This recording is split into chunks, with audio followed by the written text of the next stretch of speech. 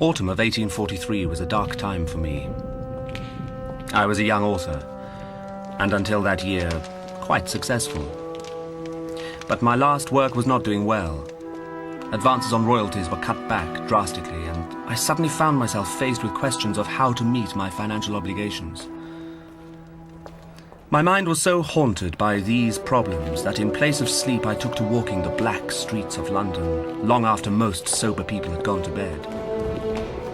On occasion, these walks brought me face to face with a time from my childhood, when I worked day after day in a factory while my father was in a debtor's prison.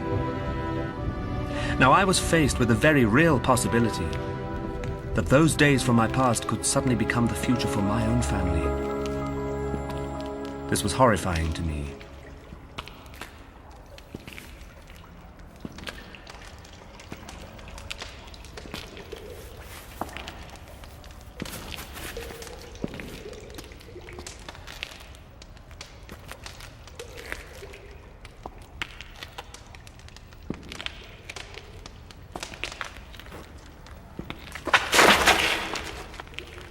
From here. What are you doing around here? I don't know. We're not doing anybody any harm. Do you live in this street? Just leave us alone. Certainly, I will. I was sure I saw two children run from the street down this alley. They were alone. You must have seen them.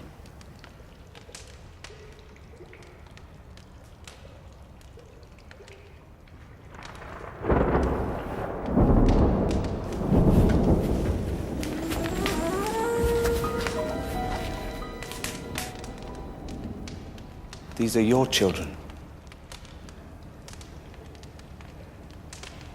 What covers them? They work in a bakery. It's how we eat. Not that you'd understand. Now please, just go away.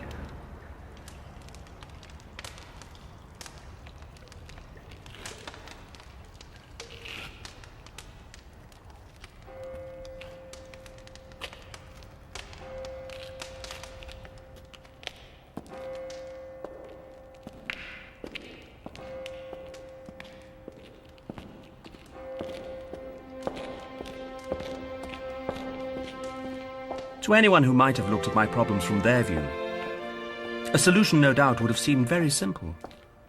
I was an author. I need do nothing more than quickly write, publish and sell something.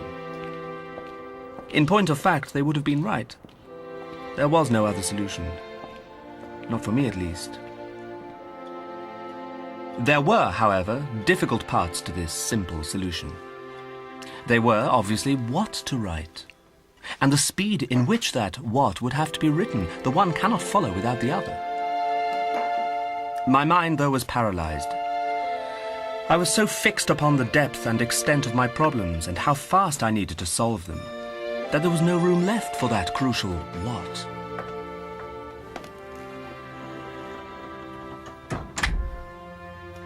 He's still not moved, Mum.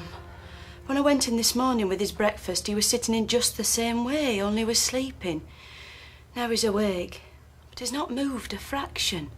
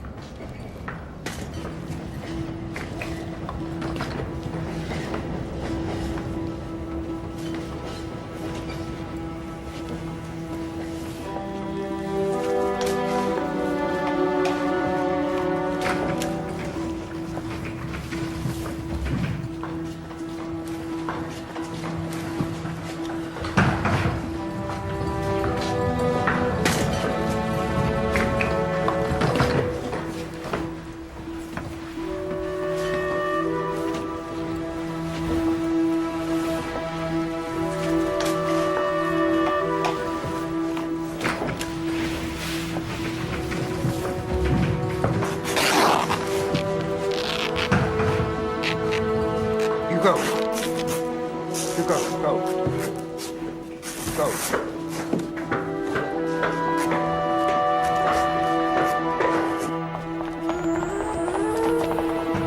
You there, boy, stop!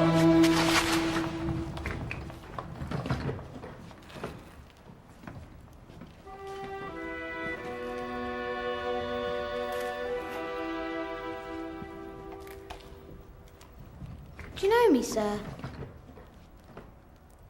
Where on earth are you going at this time of night? I'm just done working, sir. I'm going home. Your father has no job of his own, then, I take it? Oh, yes, sir. He has a job. My mum, too. It's just not enough, that's all. Can I go now, sir? Yes. But tell me one thing first. Who'd you work for? For people like you, sir.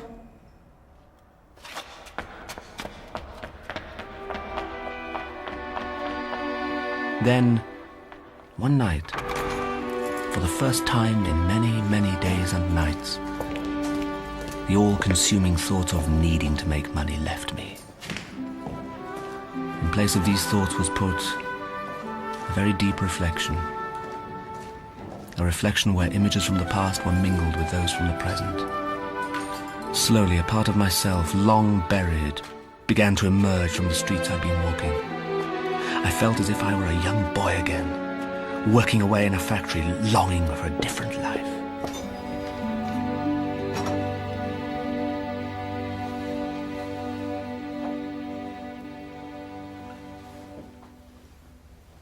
You all right, Mum?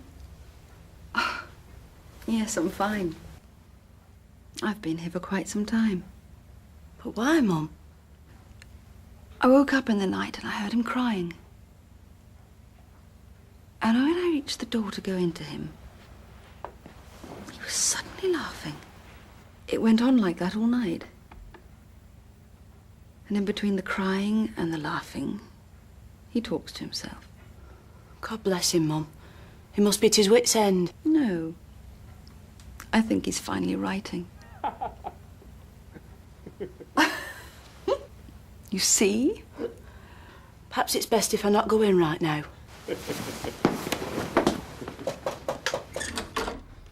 Ah, Rebecca, how very glad I am to see you this morning. I'm famished. Set it here and I'll attack it immediately.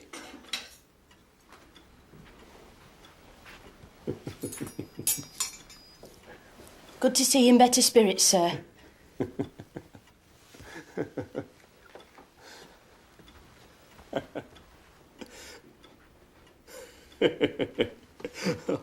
Oh, that's very good. That's very good indeed, even though I do say so myself. Very good. I spent many more nights in the streets, but not as a man haunted by financial doom. These nights were filled with adventure, with great bursts of imagination. They were filled with the discovery of unforgettable characters and their amazing experiences. These nights brought about in my mind the creation of the entire story. When I finally put myself to writing, I was completely consumed. I hated to leave my writing table even for a few hours of forced sleep. Day by day, the manuscript grew, not just towards completion, but towards what I felt was a renewal of my life. The story had become a reflection of what I hoped and envisioned my own life could be. In the simplest of words, it changed me.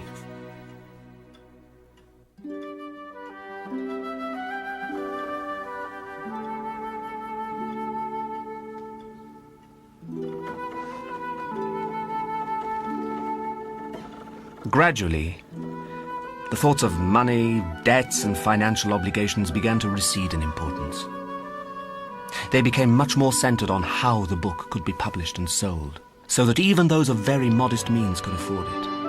I was determined that this little story, and the change it brought in my life, be shared with everyone.